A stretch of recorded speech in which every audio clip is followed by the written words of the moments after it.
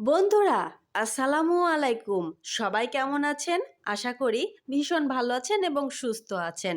নিশ্চয় আপনারা আমার নতুন ব্লগ দেখার অপেক্ষায় ছিলেন, তাই খুব দ্রুত চলে এসেছি একটি নতুন ব্লগ নিয়ে। আমাদের গাড়ি খাগড়াছড়িতে ছিল, তাই এখন আমরা গাড়িতে করে চলে যাচ্ছি রাঙামাটির দিকে।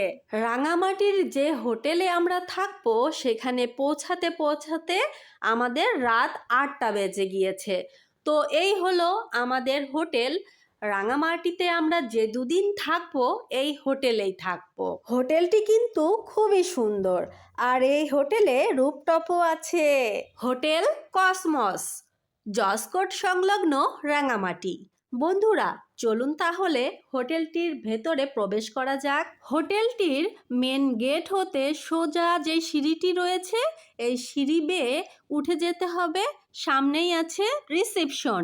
এখান থেকে কথা বলে যার যার রুমের চাবি নিয়ে তার মতো রুমে চলে যাচ্ছে। আমরাও আমাদের রুমের চাবি পেয়ে গেছি, তাই রুমের দিকেই এগিয়ে যাচ্ছি। রিসেপশন থেকে দেখুন গেস্ট রুমটা কত সুন্দর করে সাজানো গোছানো। আর এর ডান সাইড দিয়েই চলে যাচ্ছি আমাদের রুমের দিকে।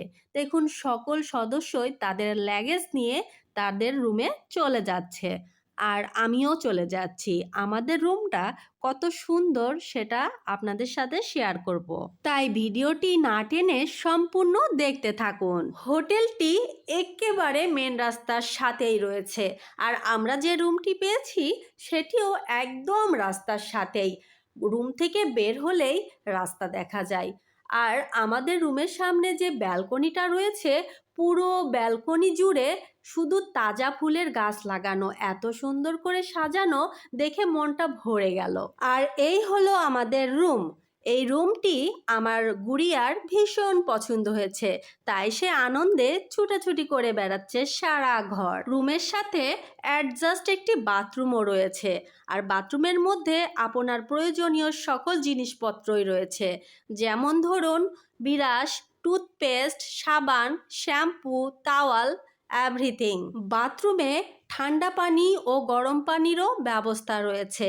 আর আমাদের এই রুমটির ভাড়া পার নাইট 3000। সারাদিন জার্নি করে ভীষণ ক্লান্ত হয়ে পড়েছি, এখন মনে হচ্ছে শুয়ে ঘুমাই, কিন্তু গোসল করতে হবে, ফ্রেশ হতে হবে, তারপরেও শরীরে আর জোর নেই, তো শুয়ে পড়লাম।